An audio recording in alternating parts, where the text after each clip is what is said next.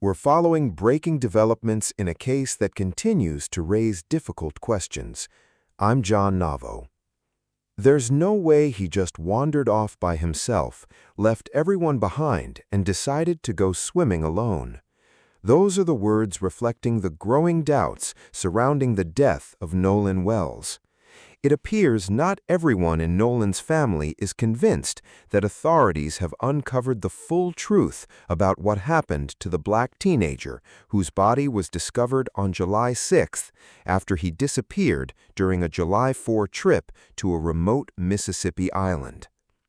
As previously reported, Wells traveled by boat with a group of friends to Horn Island, located roughly 10 miles off the Mississippi Gulf Coast. While the rest of the group returned to the mainland, Nolan never made it back. According to reports, the friends told investigators that Wells chose to remain on the island instead of leaving with them. 2 days later, on Monday morning, around 8:45 a.m., search crews located Nolan's body. But that discovery has only fueled more questions, particularly from his grandfather, Christopher Wells, who publicly challenged the investigation on Facebook. In a post shared Monday night, he wrote, "There are too many unanswered questions. How does an island that was searched yesterday suddenly produce my grandson's body this morning? Something about this doesn't sit right. Nolan Xavier Wells deserved the same opportunities in life that everyone around him had." His concerns stem from the fact that search efforts had already taken place the previous day. Local news outlet WLOX reported on July 5th that the Jackson County Sheriff's Department was actively searching Horn Island with assistance from the Mississippi Department of Marine Resources, Gulf Islands National Seashore officials, and the U.S. Coast Guard. That timeline has led many people, including Nolan's grandfather, to ask one major question. If multiple agencies searched the island on Sunday, how was his body not found until Monday morning? It's also important to understand the size of Horn Island. The island stretches approximately 10 to 12 miles long, is less than a mile wide in most places, and covers more than 3,000 acres. Because of that, some believe it's possible that Nolan drowned and his body later washed ashore, which could explain why he wasn't located during the initial search.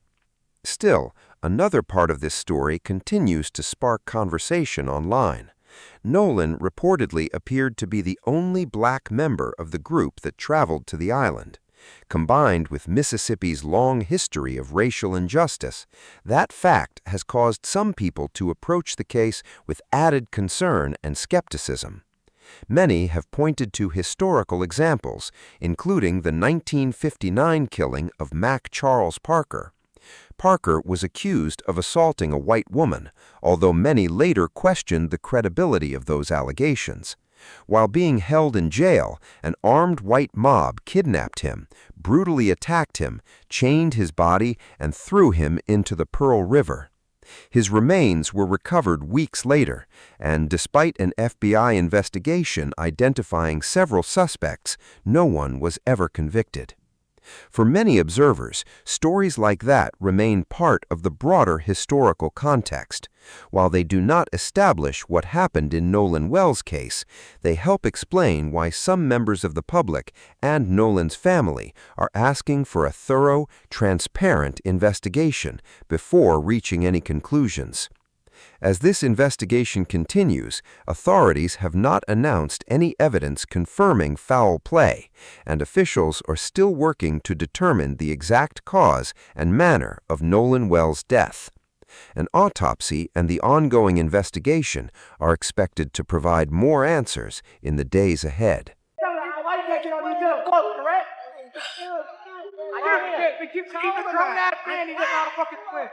I'll fucking life jacket on, Marquise. I'll just wait. Bro, you have a life jacket. No, I'm black. It doesn't matter. I'm not gonna save you. Oh, yes, it does. Bro, I'll just find a way. Hey. Yeah, they think I'm about to go back, but I can't swim. Bro, you have a life jacket. I'm gonna die. I'm standing right Hold now. on. So I can just like hold on to the neck of it. Slip your handle right here if you want. Yeah, I might drown. You won't drown. Oh, You won't drown. Try to get over there. you're not gonna drown. I promise you not drown. There you go. Thank you. What's your name? Hey. What's your Oh, name? my name is Marquise. Everybody calls me LeVar because I go to like Denell. Are you okay? Are you Ma'am? okay? Are you okay? Yeah, Okay. I was okay getting over here. And they think I'm about to swim back. I can't even swim. Doing a good job right now. Yeah. Probably feel I'm holding on to this. And it's my first time here. Oh, first time? Well, welcome. Yeah. How'd you get over? Yeah, what They made me happened? take that way over there, and they had 2 life jackets on. I'm glad we ran into you. Oh, you fucking pussy! I'm never coming back with y'all. Yo, we told you you're coming. We had a life jacket. A life jacket. Same thing for a big kid. This for a little kid. That's scary though if you're not used to it. Yeah. I'd swim my pool in my backyard. Yeah. Spring water's different.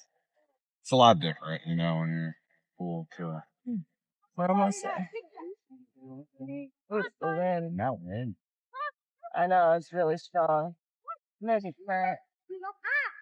Thanks. You're welcome. Yeah, I'm never coming back with y'all. Super cool. Hey, help me up. No, what? To help ensure the investigation is handled thoroughly and transparently, Nolan Wells' family has now retained nationally recognized civil rights attorney Benjamin Crump. Known for representing families in several high-profile civil rights cases, Crump announced that he and his legal team are officially representing the Wells family as they seek answers. We have been retained by the family of Nolan Wells, a beloved son, teammate, and friend who went out to celebrate the 4th of July and never came home. The wide receiver at Southwest Mississippi Community College was preparing for the upcoming football season and would have celebrated his 19th birthday next month. His family deserves answers. They deserve the truth.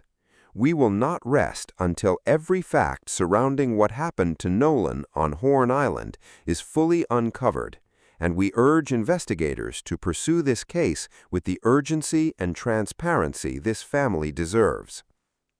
Since Nolan's death, both his mother and father have remained largely out of the public spotlight. Aside from sharing heartfelt tributes to their son and posting a GoFundMe campaign to help support the family, they have chosen not to make extensive public statements while the investigation continues. Meanwhile, according to Good Morning America, investigators are currently operating under the belief that Nolan may have drowned. However, that preliminary theory has not eased the concerns of many following the case.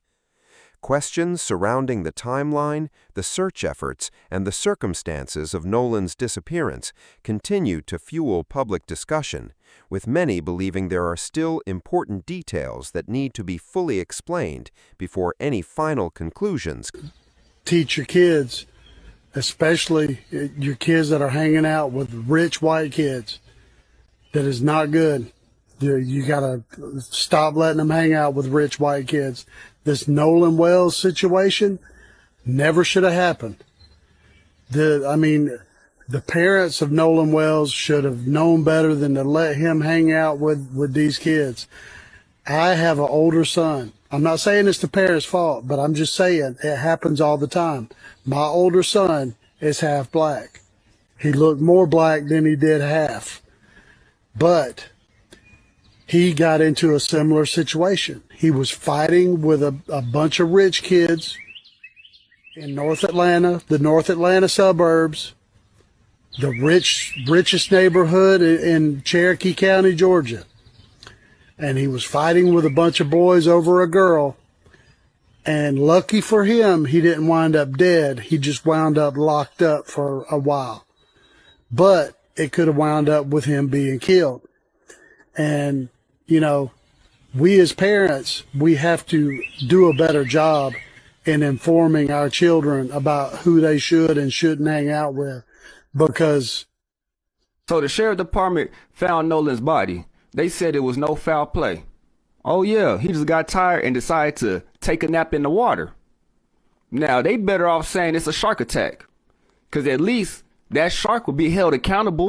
There is no way in hell that that young man decided to go for a swim by himself on that island on 4th of July weekend. The island's packed with people. It would be hard to even find a way to go for a swim by yourself alone on that island on 4th of July. It's just a little spit of land. But there is no fucking way in hell that that young black man on an island full of white people decided to sneak off by himself and go for a swim alone in water over his head or anywhere near over his head. You understand what I'm saying? That's not something that happened. And an accidental drowning is the only way that that young man could be dead and it not be murder. And there's no fucking way he went swimming by himself, that he left the group and everybody that could possibly see or hear him and decided to go for a swim